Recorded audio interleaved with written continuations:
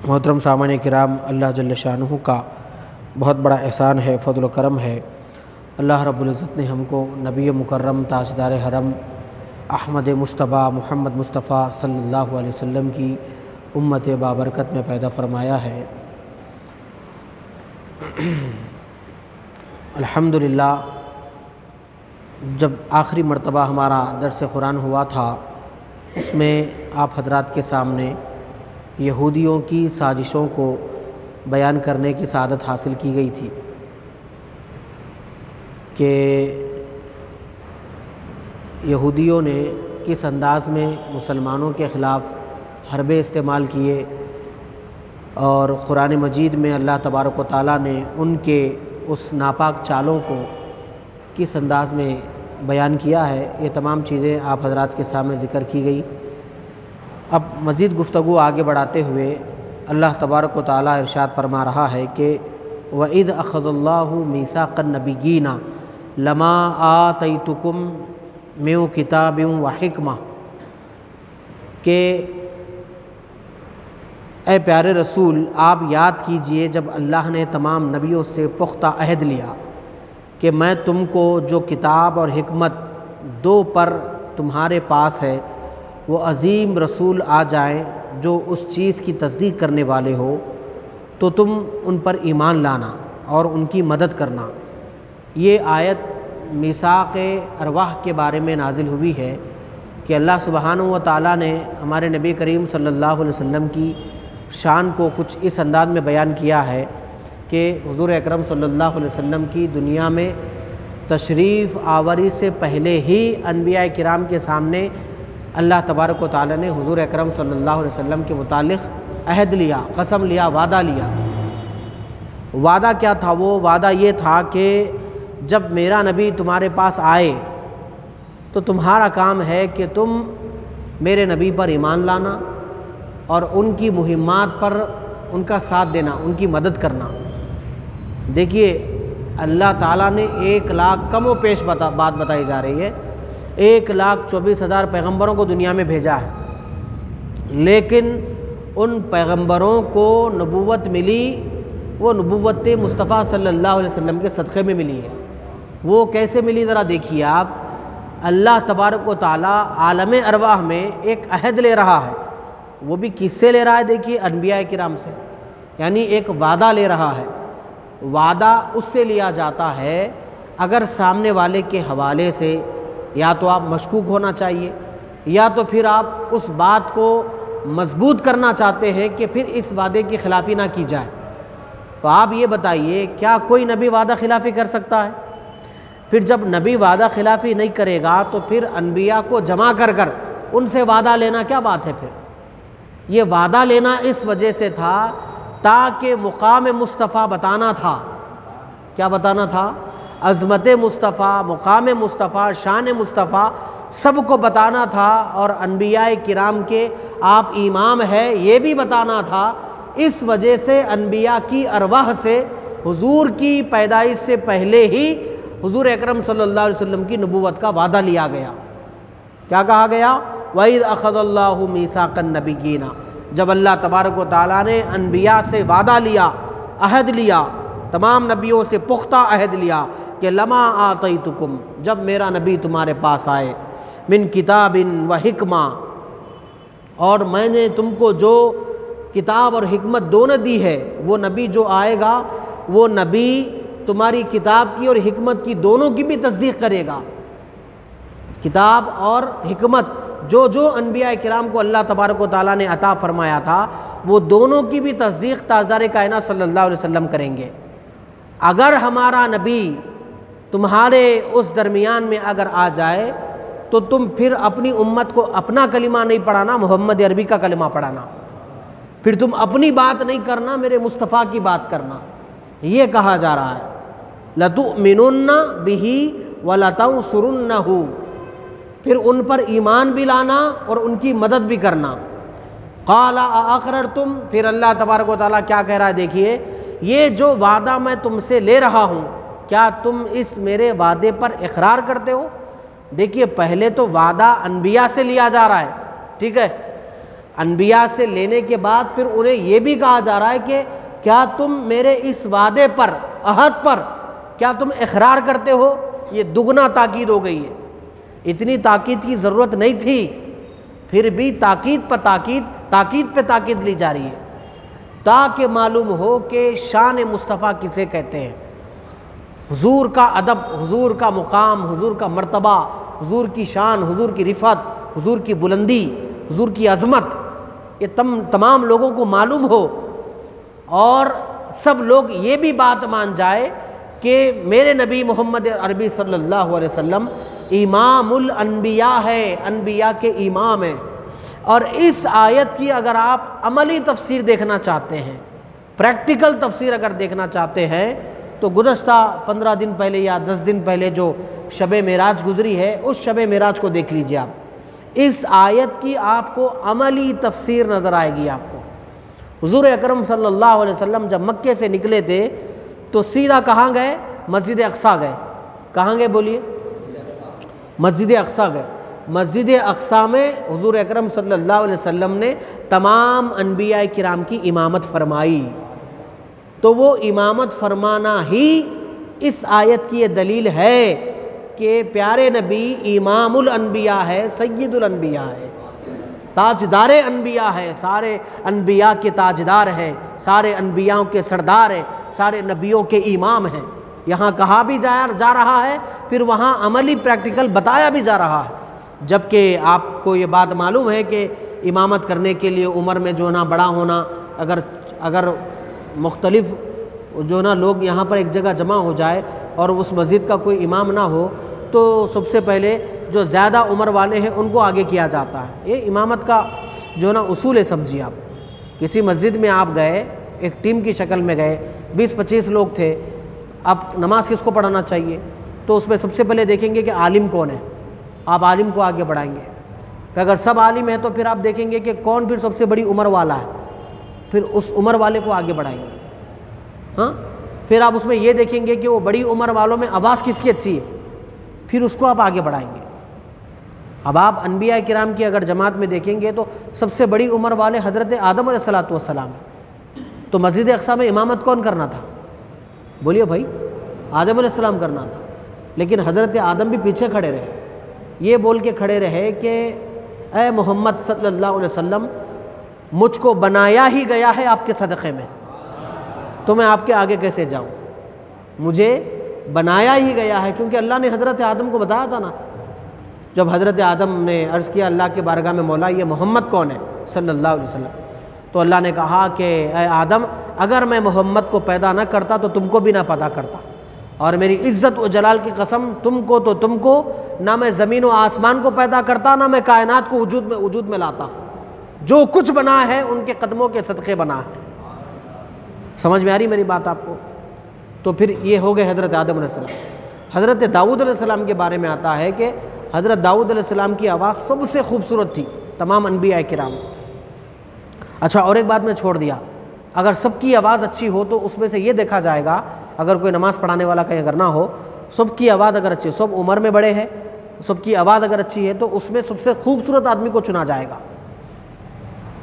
اگر پورے لوگوں میں سب بڑی عمر والے ہیں، سب عالم ہیں، اور سب کی جو ہے نا کیا کہتے ہیں آواز اچھی ہے، تو پھر اس میں دیکھا جائے گا کہ سب سے خوبصورت کون ہے۔ انبیاء کی اکرام کی جماعت میں سب سے خوبصورت حضرت یوسف علیہ السلام تھے۔ کون تھے؟ حضرت یوسف علیہ السلام، کیونکہ ان کے حسن پر قرآن مجید اللہ تبارک و تعالیٰ نے ان کے حسن پر تعریف کی ہے۔ اور وہ سورہ یوسف جو نا اس مسجد میں 1 سال بیان کرا تھا، جمعہ میں 1 سال پورا مکمل لگا سورہ یوسف کے حوالے سے،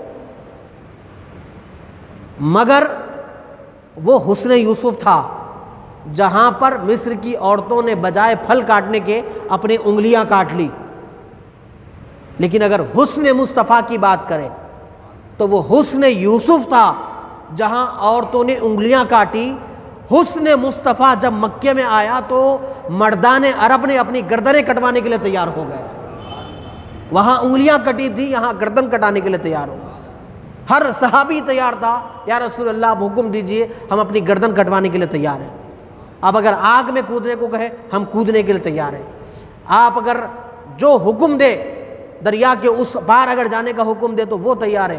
آپ اگر کہیں کہ جنگ میں جانا ہے تو جنگ میں آنے کے لیے تیار ہے. آپ اگر کہیں کہ مال و دولت جمع کرو اپنی لا کر، ہم سارے اپنی مال و دولت لا کے آپ کی خدمت، جو آپ کہیں گے وہ کریں گے، ہماری تو کوئی خواہش باقی نہیں رہی. یہ حضور اکرم صلی اللہ علیہ وسلم کا حسن تھا. تو حضرت داؤد علیہ السلام کی آواز، حضرت یوسف کا حسن. تو حضرت داؤد علیہ السلام بھی مسجد اقصی میں پیچھے کھڑے رہے. انہوں نے بھی یہ کہا کہ مجھے آپ کی آواز کے صدقے میں اتنی اچھی آواز دی گئی ہے تو میں بھلا کیسے آپ کے سامنے کھڑے ہو کر نماز پڑھاؤں. اور رہی بات حسن یوسف کی، تو عاشقوں نے لکھا ہے حسن مصطفیٰ کی زکوٰۃ حسن یوسف ہے. میری بات آپ کو، حسن مصطفیٰ کی زکوٰۃ حسن یوسف ہے. یعنی 100 روپے کو 2.5 روپے جو زکوٰۃ نکالتے نا، وہ تھوڑا سا پرسنٹیج حضرت یوسف کو دیا گیا ہے. وہ کون سا پرسنٹیج دیا گیا؟ وہ سرکار کے حسن کا پرسنٹیج دیا گیا، وہ تھوڑا دیا گیا. یہ کوئی کیفیت میں آنے والی بات نہیں ہے. آپ کہیں گے مولانا ویسے ہی بول رہے ہیں، ایسے نہیں ہے. حسن مصطفیٰ پر اللہ نے قرآن میں سرکار کے حسن پر تعریف کی ہے. تعریف کہہ کے فرمایا ہے کہ وَالضُّحَىٰ، میرے محبوب تیرے چمکتے ہوئے چہرے کی قسم ہے. فرمایا تیرے چمکتے ہوئے چہرے کی قسم ہے. وَاللَّيْلِ إِذَا سَجَىٰ، نہ صرف تیرے چہرے کی قسم ہے بلکہ تیری زلفوں کی قسم ہے جب تو زلفیں سنوارتا ہے. فرمایا تو جہاں چہرے مصطفیٰ کی بات ہو، جہاں زلف مصطفیٰ کی بات ہو، وہ قرآن مجید میں آپ کو مل جائے گا.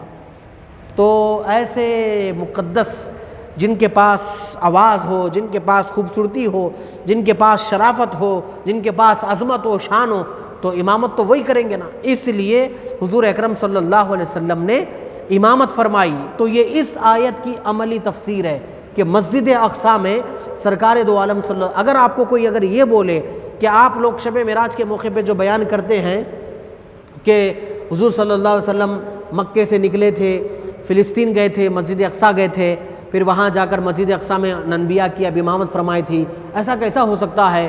انبیاء کرام تو پہلے آئے نا، حضور تو بعد میں تشریف لائے.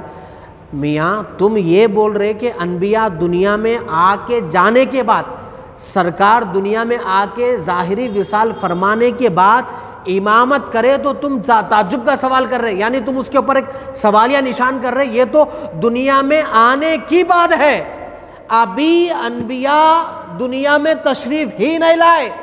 اللہ تبارک و تعالیٰ نے عالم ارواح میں مصطفیٰ کے نام کا ڈنکا بجا دیا تھا.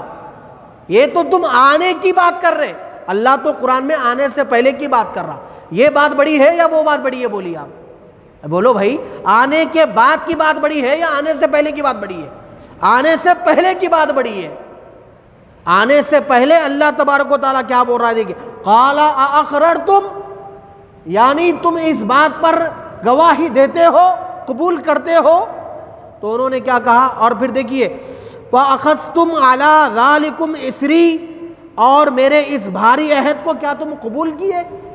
دیکھیے، سامنے والوں سے اگر بول رہے آپ اقررتم، کیا تم میری بات کو اقرار کیے، تو کافی ہو گیا تھا، اتنی بات کافی تھی. پھر اوپر سے جو نا تاکید پہ تاکید دیکھیے، وَأَخَذْتُمْ عَلَىٰ ذَلِكُمْ إِسْرِي، کیا تم میرے اس بھاری عہد کو قبول کرتے ہو؟ میں جو تم سے وعدہ لے رہا ہوں، کیا تم اس کو قبول کرتے ہو؟ دیکھیے، آپ کسی کے ہاتھ پہ ہاتھ رکھ کے جب وعدہ کرتے ہیں نا، تو اس چیز کی اہمیت کو بتانے کے لیے طرح طرح کے جملے بولتے ہیں. آپ بھائی میں آپ کو جو 1 لاکھ روپے دیا، آپ مجھے 1 سال کے بعد دیں گے؟ جی ہاں دوں گا. آپ پکا دیں گے؟ ہاں پکا دوں گا. آپ پوری کانفیڈنس میں ہیں کہ پکا دیں گے؟ آپ کتنے بار بولتے ہیں؟ 2 بار، 3 بار، 4 بار. کیونکہ بسا وقت ہوتا ہے بھائی، انسان بشر ہے، سامنے والوں کے اوپر آپ کو شک ہو سکتا ہے، تو بندہ دے گا کہ نہیں دے گا، واپس کرے گا کہ نہیں. انبیاء پہ شک کیا ہے میرے بھائی بوتیا؟ نبیوں کو اللہ نے پاک و صاف بنایا. ہاں، نبیوں کو اللہ نے معصوم بنایا. جی، نبی وہ ہوتا ہے جو اپنا وعدہ خلافی نہیں کرتا. پھر اس سے یہ کہا جا رہا ہے، کیا تم میرے اس عہد پر پختہ قبول کرتے ہو؟ میرے اس عہد کو پختہ قبول کرتے ہو؟ اللہ بار بار بول رہا ہے. اقررتم، کیا تم اقرار کرتے ہو؟ بار بار بول رہا ہے اللہ، جبکہ وہ جماعت سے عہد لیا جا رہا ہے جس جماعت کو امانت کی برکت خیانت کی نحوست دنیا میں آ کے بتانا ہے۔ نبی کیا کریں گے دنیا میں آ کے؟ بولیے آپ۔ امانت کی برکتیں بتائیں گے اور خیانت کی جو ہے نا نحوستیں کیا ہے وہ بتائیں گے۔ جو امانت کی برکتیں بتائے، خیانت کی نحوستیں بتائے، کیا ان سے امانت میں خیانت ہو سکتا ہے؟ جی، جو نبی دنیا میں آ کر وعدہ پورا کرنے کی اہمیت، وہ فضیلت اور وعدہ خلافی کی مذمت جو انبیاء وہ بتانے والے ہیں، کیا وہ نبی وعدہ خلافی کر سکتا ہے؟ وہ نبیوں کی جماعت وعدہ خلافی کر سکتی ہے؟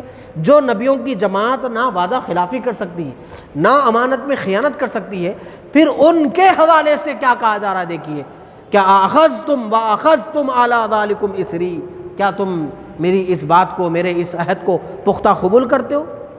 قالوا اقررنا، سارے انبیاء کرام نے کہا کہ ہاں ہاں ہم قبول کرتے میرے مولا۔ اگر کوئی نبی اس وقت اگر یہ کہتا کہ ہم قبول نہیں کرتے تو خدا کی قسم اللہ ان کے سروں پر تاج نبوت کو نہیں سجاتا تھا۔ ان کے سروں پر تاج نبوت تھی، وہ رکھا ہی گیا نبوت مصطفیٰ کے صدقے میں۔ اچھا، ایک میثاق بھی ہوا اس سے پہلے، آپ یوں سمجھیے، سمجھانے کے لیے میں آپ کو بول رہا ہوں، ایک بھی کانفرنس ہوا تھا عالم اربع میں، جلسہ ہوا تھا وہاں پر، اس میں آپ حافظ قرآن سے پوچھئے کسی، اس میں کہا گیا کہ الست بربکم، کیا میں تمہارا رب ہوں؟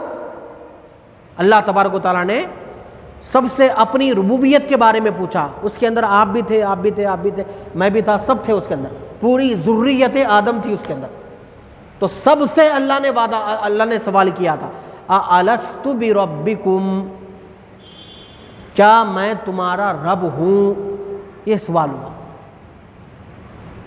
وہ پورے خالی ایک جملہ بولے، سب بولے اس میں قالوا بلا، کیوں نہیں مولا، تو ہمارا رب ہے۔ وہاں اللہ تبارک و تعالیٰ یہ نہیں فرمایا، دیکھیے اقررتم نہیں بولا اللہ تعالیٰ وہاں پر، وہاں اللہ یہ بھی نہیں بولا وَأَخَذْتُمْ عَلَى ذَلِكُمْ إِسْرِي، کیا تم میرے وعدے پر پختہ عہد لیتے ہو؟ بھائی جب تو اپنی نبوت کی بات، اپنی جو نا ربوبیت کی عہد لے رہا نا اللہ تعالیٰ، آپ سمجھیے، ایک کانفرنس میں اللہ اپنی ربوبیت کے بارے میں پوچھ رہا اور ایک کانفرنس میں مصطفیٰ کی رسالت کے بارے میں پوچھ رہا۔ میری بات کو غور سے سنیے آپ، جس کانفرنس میں یعنی جس جلسے میں اللہ تبارک و تعالیٰ اپنی ربوبیت کے بارے میں پوچھ رہا، وہاں کامن لوگ تھے یا جرنل لوگ تھے؟ پورے کامن جرنل لوگ تھے پورے، کوئی خاص آدمی تھا کیا اس کے اندر؟ نہیں تھے، سب تھے اس کے اندر، ساری انسانیت تھی اس کے اندر۔ اب وہ انسانیت آگے چل کے دھوکہ بھی دے سکتی، دھوکہ دیے نا بھائی، دھوکہ ان دا سینس جو نا اپنی بات سے پلٹ گئے۔ اب کئی لوگ بولے قالوا اقررنا بولے، قالوا بلا بولے، بلا بولنے کے بعد یہاں دنیا میں آنے کے بعد کیا کرے؟ بات سے پھر گئے، کوئی اس کو خدا بنا لیا، کوئی اس کو خدا بنا لیا، کوئی اس کو خدا بنا لیا۔ جو لوگ دنیا میں آنے کے بعد اس خدا کو چھوڑ کر غیروں کو خدا بنا سکتے ہیں، وہاں اللہ نے یہ باتیں نہیں فرمائی وَأَخَذْتُمْ عَلَى ذَلِكُمْ إِسْرِي، کیا تم میری عہد پر پختہ وعدہ قبول کرتے ہو؟ کیا تم میرے اس عہد کو قبول کرتے ہو؟ بھاری عہد کو قبول کرتے ہو؟ قالوا اقررنا قال فاشهدوا، پھر اللہ تبارک و تعالیٰ کہتا ہے پھر گواہ ہو جاؤ، وَأَنَا مَعَكُمْ مِنَ الشَّاهِدِينَ، پھر میں بھی تمہاری گواہی پر گواہی دیتا ہوں۔ پھر اللہ کیا کہہ رہا ہے دیکھیے، پھر میں بھی تمہاری گواہی پر گواہ بن جاتا ہوں، یعنی یہ شاہی گواہی ہے جو اللہ تبارک و تعالیٰ دے رہا ہے۔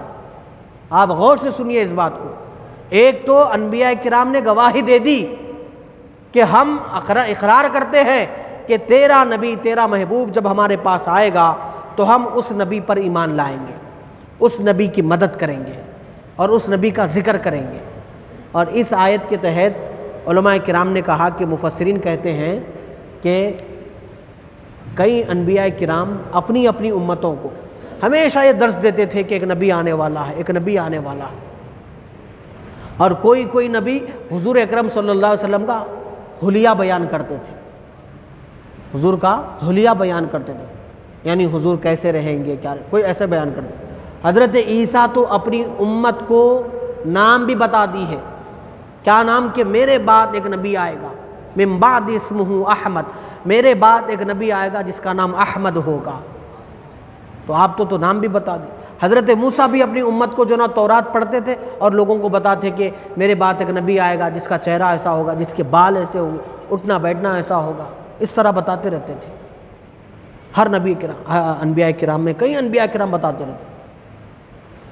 اور کچھ کتابوں میں تو اس طرح بھی آتا ہے کہ ان انبیاء کرام کو یہ بات معلوم تھی، کتابوں میں لکھا ہوا تھا کہ وہ جو نبی آئے گا تو مکے میں پیدا ہوگا، مدینے میں وصال کرے گا اور وہیں پر دفن کیے جائیں گے، ہجرت کریں گے مکے سے اور مدینے کو آئیں گے۔ یہ سارا سب کچھ لکھا ہوا تھا۔ 40 سال کی عمر میں اعلان نبوت کریں گے، ان کو قرآن مجید دیا جائے گا، ان کی امت سب سے بڑی امت ہوگی اور وہ سارے نبیوں کے سردار ہوں گے۔ ان کی جس طرح وہ سارے نبیوں کے سردار ہوں گے، ان کی امت بھی ساری امتوں کی سردار ہوگی۔ ساری امتوں کو بعد میں جنت میں داخل کریں گے، پہلے امت مصطفیٰ کو جنت میں داخل کیا جائے حضور کے صدقے میں۔ تو اس طرح سے کتابوں میں حضور کی تعریفیں لکھی ہوئی۔ اگر میں صوفیہ کے انداز میں بولوں، وہ کون سا زمانہ تھا جہاں مصطفیٰ کی تعریف نہیں کی گئی؟ 1450 سال کے بعد آج محفل مصطفیٰ، نعت مصطفیٰ رکھی جا رہی ہے تو لوگ باتیں کر رہے ہیں۔ کتنی کمبختی کی بات ہے، سوچئے ذرا، میاں سرکار آنے کے بعد ہم تعریفیں کر رہے ہیں، ہاں تو تم کو تعجب ہو رہا ہے؟ تم کو تو یہ دیکھنا چاہیے کہ آمد مصطفیٰ سے پہلے بھی سرکار کے نام کے ڈنکے بجتے تھے، حضور کا ذکر ہوتا تھا، حضور کی آمد کا ذکر ہوتا تھا، حضور کے۔ تو معلوم ہے آپ کو، کئی انبیاء کرام نے، آپ تاریخ کی کتابیں اٹھا کر پڑھیے، آپ تاریخ کی کتابیں اٹھا کر پڑھیے کہ حتیم کعبہ میں، یعنی جہاں کعبۃ اللہ پریزنٹ ہے نا ابھی، مطاف کعبہ میں، حتیم کعبہ میں کئی انبیاء کرام کے مزارات ہیں وہاں پر۔ بعض لوگوں نے کہا کہ 300، بعض لوگوں نے کہا کہ 700 انبیاء کرام کعبے کے ارد گرد ہے، انبیاء کرام کے مزارات ہیں وہاں، جہاں پر آپ طواف کرتے نا وہاں پر کعبے کے بازو میں جو نا انبیاء کرام کے مزارات 300، بعضوں نے کہا کہ 700۔ آپ جنرلی یہ بات بولیے بھائی، اللہ تبارک و تعالیٰ نبیوں کو تو کئی علاقوں میں نبی بنا کے بھیجا۔ سمجھے ایک کنٹری ہے، اس کے اندر جو نا کئی اسٹیٹس ہے، اس اسٹیٹس میں جو نا کسی ایک اسٹیٹ میں ایک نبی کو، ایک اسٹیٹ میں ایک نبی کو، ایک اسٹیٹ میں ایک نبی، کہیں ایسا بھیجا، کہیں پورے کنٹری کو ایک نبی بھیج دیا اللہ تبارک۔ لیکن ورلڈ وائڈ کوئی نبی نہیں آیا، ورلڈ وائڈ صرف محمد عربی صلی اللہ علیہ وسلم۔ دوسرے جو انبیاء کرام وہ کنٹری لیول آئے تھے، وہ state level, country level, city level آئے تھے۔ ورلڈ وائڈ ساری کائنات کے لیے اگر کوئی نبی بن کے آئے تو آمنہ کے لال محمد عربی صلی اللہ علیہ وسلم ہو گیا۔ تو دوسرے کنٹریوں کے لیے، اسٹیٹس کے لیے جب نبی آئے تو 300 سے 700 انبیاء کرام کا مکے میں کیا کام تھا؟ لاجیکلی بات بول رہا ہوں میں، آپ کو سمجھ میں آ رہی میری بات؟ آپ جب 300 سے 700 انبیاء کرام کعبۃ اللہ کے اندر دفن ہو کے ہے، وہاں پر کعبۃ اللہ کے آزو بازو ارد گرد دفن ہو کے، تو کیا کام تھا ان کا وہاں پر؟ آپ کو تو جو نا کام دیا گیا تھا کہ آپ جا کے توحید کا پرچار کریں۔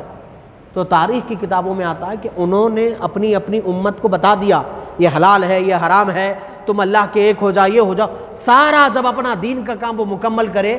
لیکن جب وہ دن رات اپنی کتابوں میں پڑھتے تھے کہ ایک گھنگرولی پیارے پیارے چہرہ والا آنے والا ہے، ایک پیارا مکھڑا والا پیدا ہونے والا ہے، ایک پیاری صورت والا بندہ پیدا ہونے والا ہے، ہمارے پیارے آقا پیدا ہونے والا ہے، جب یہ انبیاء کرام بات پڑھتے تھے تو ان کی طبیعت مچلتے تھے، وہ جھومتے تھے، ان کی طبیعت مچلتے، تو وہ عشق، وہ محبت ان کو وہاں ٹکنے نہیں دیتی تھی۔ تو وہ انبیاء کرام اپنے علاقوں کو چھوڑ کر آمد مصطفیٰ کے اقبال کے لیے مکے میں آ جایا کرتے تھے، حضور کی آمد کی استقبال کے لیے مکے میں آ جایا کرتے تھے انبیاء کرام اپنے علاقوں کو چھوڑ کر۔ وہ کیا کچھ کہتے ہیں نا کہ کبھی ان کے در کبھی ان کے در، غم عاشقی تیرا شکریہ میں کہاں کہاں سے گزر گیا۔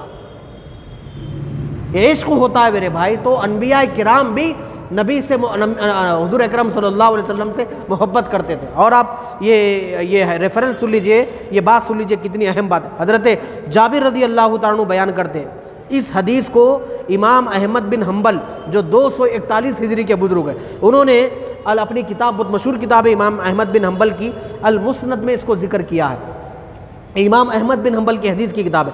حضرت جابر رضی اللہ تعالیٰ عنہ بیان کرتے ہیں، رسول اللہ صلی اللہ علیہ وسلم نے فرمایا بے شک موسیٰ اگر میری امت میں زندہ ہوتے تو وہ میرا کلمہ پڑھتے تھے، اپنا کلمہ نہیں پڑھتے تھے۔ کیا فرما رہے دیکھیے، موسیٰ اگر اب زندہ ہو تو وہ میرا کلمہ پڑھتے تھے، اپنا کلمہ نہیں پڑھتے تھے، یعنی میرے امتی بن کے رہے اور میری اطاعت کرتے تھے۔ اور جب حضرت عیسیٰ تشریف لائیں گے، قیامت کے آخر میں جب تشریف لائیں گے تو وہ پھر اپنا کلمہ نہیں پڑھیں گے، لا الہ الا اللہ عیسیٰ روح اللہ، وہ نہیں بولیں گے۔ جب وہ قیامت کے قریب آئیں گے تو وہ بھی یہی بولیں گے، لا الہ الا اللہ محمد رسول اللہ بولیں گے۔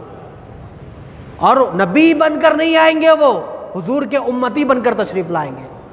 نبی سرکار کے امتی بن رہے تو ہم کتنے خوش نصیب ہیں میرے بھائی، یاد رکھیے آپ۔ سوچیے آپ، حضرت موسیٰ تو دعا بھی کرے جی، حضرت موسیٰ تو دعا کرے، مولا کاش کہ میں مصطفیٰ کی جو ہے نا امت میں پیدا ہوتا تو کتنا اچھا ہوتا تھا، کاش کہ میں اس امت میں پیدا۔ ہم تو بن بولے پیدا ہو گئے۔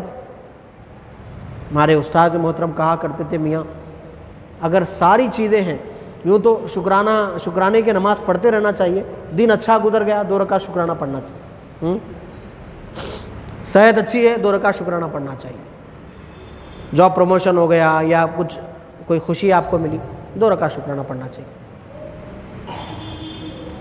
تو میں ایک بار ہمارے استاد سے کہا کہ حضرت اگر ساری چیزیں شکرانہ ادا کرے تو پھر کوئی چیز کا اور کوئی باقی نہ رہا تو پھر کیا کرے؟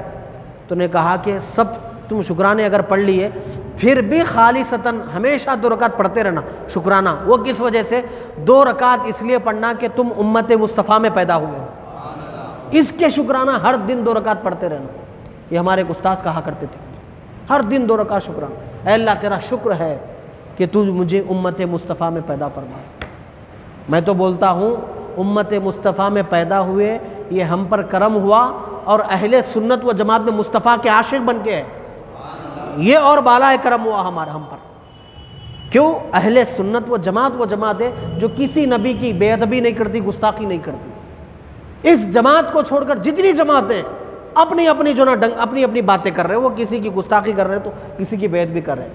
اہل سنت و جماعت کبھی بے ادبی نہیں کرتی۔ سر جھکانے والی جماعت کا نام اہل سنت و جماعت ہے، کیونکہ ہم سر جھکاتے ہیں تو خدا کے لیے اور دل جھکاتے ہیں تو مصطفیٰ کے لیے۔ اس جماعت کا نام جماعت اہل سنت و جماعت ہے۔ اس جماعت میں ہم پیدا ہوئے، بہت بڑی بات، اور تلنگانہ میں ہے یہ اور اس سے اچھی بات ہے۔ پھر تلنگانہ میں حیدرآباد میں یا بریانی کھا رہے یہ اور اچھی بات ہے۔ کتنے شکرانے ہو گئے بولیے آپ جی؟ امت مصطفیٰ میں ہو گئے یہ 2 شکرانہ، ہاں اہل سنت جماعت میں پیدا ہوئے یہ 2 شکرانہ۔ آپ ذرا کرناٹک جو نا بیجاپور وہاں جا کے دیکھیے، گلبرگہ جا کے دیکھیے، وہاں کا کھانا کھا سکتے ہیں آپ۔ اتر پردیش دلی جا کے گئے ہوں گے نا آپ لوگ، دلی وغیرہ گئے ہوں گے، وہاں کا کھانا سرسوں کے تیل میں بناتے ہو لوگ، کھاتے ہیں سرسوں کا تیل، آج کھائے تو دوسرے دن بیمار پڑ جانا۔ یہاں پھلی کا تیل، بہترین بریانی، وہاں پکے تو یہاں خوشبو آتی۔ کہیں ہے کوالٹی ایسی؟ کہیں بھی نہیں ہے۔ اللہ کا شکر ہے کہ اہل سنت جماعت میں پیدا ہوئے، حیدرآباد میں پیدا ہوئے، ہاں بریانی کے شہر میں پیدا ہوئے، آب و ہوا اچھی ہے۔ پھر بورا بنڈے والوں پہ تو کرم اتنا ہے کہ پہاڑوں کے اوپر گھر ہے، پانی بھی آیا تو گھروں پہ نہیں آتا۔ ہر بات کا شکرانہ میرے بھائی، سبحان اللہ۔ تو جب اللہ تعالیٰ انبیاء کرام سے گواہی لے رہا ہے تو ان کو بول رہا ہے کہ تم گواہ ہو جاؤ۔ آپ ذرا یہ سوچئے، ان کو بول رہا ہے اللہ کہ تم گواہ ہو جاؤ، وَأَنَا مَعَكُم مِّنَ الشَّاهِدِينَ، پھر ورا میں بھی تمہارے گواہوں میں سے ہوں۔ کیا اللہ تبارک و تعالیٰ کو گواہی دینا ضروری ہے؟ اللہ تو دوسروں کی گواہی لیتا، بھائی اللہ کو گواہی دینے کی کیا ضرورت؟ لیکن تذکرہ رسالت، حضور کا ذکر اتنی اہمیت کا حامل ہے، حضور کی بات اتنی اہمیت کی حامل ہے، اور حضور کی بات اتنی بڑی بات ہے کہ وہاں رب جلال بھی خود یہ کہہ رہا ہے کہ میں بھی تمہاری اس بات کی گواہی دیتا ہوں۔ اللہ بھی گواہ بن رہا ہے، کیونکہ یہ شان رسالت کی بات ہے، عظمت مصطفیٰ کی بات۔ یہ سارا سب کچھ کب ہو رہا ہے بولیے آپ؟ ابھی انبیاء دنیا میں تشریف نہیں لائے، ابھی عالم ارواح میں تھے۔ اپن یہاں آنے سے پہلے عالم ارواح میں تھے بھائی صاحب، وہاں سے نکل کے باپ کے پوچھ میں آئے، پھر وہاں سے ٹرانسفر ہو کے ماں کے پیٹ میں آئے، پھر وہاں سے نکل کے دنیا میں آئے بورا بنڈے میں، اب یہاں سے نکل کے پھر وہ رحمت نگر کے قبرستان میں جائیں گے۔ پھر وہاں سے نکل کے عالم برزخ میں جائیں گے، پھر وہاں سے نکل کے جنت میں جانے والے ادھر جائیں گے، دوزخ میں جانے والے ادھر جائیں گے. کدھر جانا ہے دیکھیں گے انشاءاللہ. مگر امید ہے کہ سرکار کی شفاعت ہم کو نصیب ہوں گی انشاءاللہ. سرکار کی شفاعت اگر ہو جائے تو بہت بڑی بات ہے. جنت ملے لیکن جنت میں بھی قرب مصطفیٰ کے ساتھ ملے، حضور کے پڑوسی بنے، یہ کمال والی بات ہے. بس یہ اتنی باتیں تھی جو میں آپ کے سامنے عرض کر رہا ہوں. یہ آیت نمبر دیکھیے 81 ہے، یہ سورہ آل عمران کی آیت نمبر 81 ہے. اس کو آپ اچھی طرح جو نا پڑھیے، اس میں شان مصطفیٰ، عظمت مصطفیٰ آپ کو کھل کر نظر آئے گا. اور اس حوالے سے یہ بھی کہا گیا کہ حضور اکرم صلی اللہ علیہ وسلم تمام انبیاء کرام پہ مقدم ہے، اعلیٰ ہے، عرفہ ہے. اسی وجہ سے اس کی ایک عملی تفسیر یہ بھی بنتی ہے کہ جب تمام انبیاء کرام میدان محشر میں ہوں گے، ان کی امتیں وہاں پر جمع ہوں گی، تو ساری امتیں ہر نبی کے پاس جا کر شفاعت کے لیے جو ہے نا گزارش کریں گے کہ آپ ہماری شفاعت کریے. حضرت آدم کو بولیں گے کہ آپ چونکہ تمام نبیوں کے بابا ہے، ہمارے سب کے آپ بابا ہے، اور آپ کو فرشتوں نے سجدہ کیا ہے، آپ ہماری شفاعت کریں اللہ بہت جلال میں. تو حضرت آدم بھی شفاعت نہیں کریں گے ہماری، وہ کہیں گے کہ کسی اور کے پاس جاؤ. پھر حضرت ابراہیم کے پاس لوگ آئیں گے، ان کو کہا جائے گا کہ اللہ نے آپ کو آگ سے بچایا ہے، آپ کی ذریت میں کئی انبیاء کرام کو اللہ نے پیدا فرمایا ہے، اسماعیل کو، اسحاق کو، یعقوب کو، آپ ہماری شفاعت کریں. وہ کہیں گے کسی اور کے پاس جاؤ. نوح علیہ السلام کے پاس جائیں گے، پھر ابراہیم علیہ السلام. نوح علیہ السلام کیا وہ بولیں گے جا کے آپ جو نا کشتی نوح بنائے تھے آپ، ہاں حضرت آدم کے بعد پھر آپ دنیا کو ری پاپولیشن آپ ہی کریں، تو آپ بہت بڑے نبی ہیں، آپ ہماری سفارش کریں. وہ بولیں گے کسی اور کے پاس جاؤ. حضرت ابراہیم کسی اور کے پاس جاؤ. حضرت موسیٰ کو آ کر بولیں گے کہ اللہ نے آپ کو اتنے معجزات دیے ہیں، آپ جو لکڑی پکڑتے تھے تو اژدھا بن جاتا تھا، پتھر پہ مارے تو پانی نکلتا تھا، جی آپ کلیم اللہ سے بات کریں، آپ ہماری شفاعت کریں. وہ بولیں گے کسی اور کے پاس جاؤ. حضرت عیسیٰ کے پاس جائیں گے لوگ کہ آپ مردوں کو زندہ کرتے تھے، آپ کچھ کریے، شفاعت کریے. وہ بولیں گے کہ آج تمہاری کوئی شفاعت نہیں کرے گا سوائے محمد عربی کے صلی اللہ علیہ وسلم. یہ بات آپ نے کئی بار سنی ہوگی جمعہ کی تقریروں میں، کئی بار سنی ہوگی. میں اس میں آپ کو یہ بولنا چاہتا ہوں، حضرت آدم علیہ السلام کو ضرورت کیا تھی کہ وہ ان کو نوح علیہ السلام کے پاس بھیجے، ساری امت. پھر نوح علیہ السلام جو ہے نا حضرت ابراہیم کے پاس بھیج رہے ہیں، پھر ابراہیم جو ہے نا حضرت موسیٰ کے پاس بھیج رہے ہیں، پھر موسیٰ عیسیٰ کے پاس. اتنے جگہ پھرنا، وہاں اگر اللہ ڈائریکٹ ایڈریس بول دیتا تو کہ تم آج کسی کے پاس مت جاؤ صرف محمد کے علاوہ، کہیں مت جاؤ. اس دن شان محمدی بتانا ہے، کہیں کام نہیں چلے گا، در مصطفیٰ سے کام چلے گا. کسی دروازے سے آواز نہیں آئے گی، ایک دروازے مصطفیٰ سے آواز آئے گی. کیا کہیں گے سرکار؟ جب ساری امت گھومتے بھٹکتے پھرے گی، سرکار کے پاس جائیں گے کہ ہم شفاعت کے لیے آئے. سرکار کہیں گے انا لہا، آؤ میری طرف، میں تمہاری شفاعت کرنے کے لیے تیار ہوں. واہ واہ. یہ بزم محشر اللہ نے اس لیے نہیں سجایا کہ معلوم کرے کہ کون جنتی ہے کون دوزخی ہے، کیونکہ اللہ کو معلوم نہیں تھا کہ کتنے لوگوں میں جنتی ہے کتنے لوگ دوزخی ہے. اللہ کو تو سب معلوم ہے کہ کون نیک کر رہا ہے، کون نیک بندہ ہے، کوئی گنہگار بندہ ہے، کس کو جنت دینا کس کو دوزخ دینا، اللہ کو سب معلوم ہے. لیکن اللہ نے بزم محشر سجایا ہے شان محمدی دکھانے کے لیے، ورنہ اللہ کو ضرورت نہیں ہے یہ ترازو لگانے کی، پل صراط لگانے کی. اس کی مرضی بھائی، اس کے آگے کون جو ہے نا جا کے سوال کرے گا کہ مجھے دوزخ میں کیوں ڈالا گیا، میں تو ساری زندگی نیکیاں کرا، مجھے دوزخ میں کیوں ڈالا گیا، میں تو ساری زندگی گناہ کرا، مجھے جنت میں کیوں ڈالا گیا. کون پوچھے اس کی بات؟ جا کے سرکار کی شان بتانا ہے، اسی لیے بزم محشر سجایا گیا. امت گھومتے گھومتے سرکار کے پاس آئیں گی، سرکار سجدہ کریں گے اور سجدے میں دعا کریں گے، اور سرکار خود کہتے ہیں اس سجدے میں میں اللہ کی ایسی تعریف کروں گا کہ رب کی تعریف نہ اس سے پہلے کی گئی تھی نہ اس کے بعد کی جائے گی. ایسی تعریف سرکار اللہ کی کریں گے. پھر اللہ پوچھے گا بتائیے محبوب آپ کیا کہنا چاہتے ہیں؟ اللہ سرکار کہیں گے کہ پروردگار عالم میری امت کے گناہ کو معاف فرما دے، میری امت کے گناہ کو معاف فرما دے. تو حضور کے چہرے کو دیکھ کر اللہ تبارک و تعالیٰ کئی لوگوں کو بلا حساب و کتاب جنت میں داخل کرے گا. تو پھر حضور ابھی نہیں مسکرائیں گے، یہاں تک کہ سورہ زحا میں اللہ نے کہا وَلَسَوْفَ يُؤْتِيكَ رَبُّكَ فَتَرْضَىٰ، محبوب آپ کو اتنا نوازا جائے گا کہ آپ ہم سے راضی ہو جائیں گے. یعنی دوزخ سے آخری دوزخی جو آپ کی امت کا ہوگا، ہم آپ کے خاطر اس کو بھی نکال کر جنت میں ڈال دیں گے، یہاں تک کہ آپ راضی نہ ہو جائے ہم سے۔ اسی لیے اعلیٰ حضرت نے یا غالباً کسی شاعر نے کہا، خدا کی رضا چاہتے ہیں دو عالم اور خدا چاہتا ہے رضا محمد۔ خدا کی رضا چاہتے ہیں دو عالم اور خدا چاہتا ہے رضا محمد۔ حضور اکرم صلی اللہ علیہ وسلم کی رضا کے خاطر کئی ہم جیسے لوگوں کو اللہ تبارک و تعالیٰ جنت میں داخل کرے، بلا حساب و کتاب داخل کرے۔ بس اللہ سے دعا ہے کہ اللہ تبارک و تعالیٰ ہم کو حضور کی شفاعت نصیب فرمائے، اور ہم کو کام بھی ایسا کرنا چاہیے کہ سرکار دو عالم صلی اللہ علیہ وسلم ہمیں دیکھ کر حضور اکرم صلی اللہ علیہ وسلم خود ہمیں کہے کہ اسے میرے پاس لاؤ، یہ میرا غلام ہے، اس طرح سرکار فرما دے۔ اللہ اس مجلس کو، محفل کو، سنانے والوں کو اللہ تبارک و تعالیٰ دین کی، دنیا کی ساری بھلائیاں عطا فرمائے۔ ہماری دعا کو پیارے آقا کے صدقے قبول فرمائے۔ وما علینا الا البلاغ۔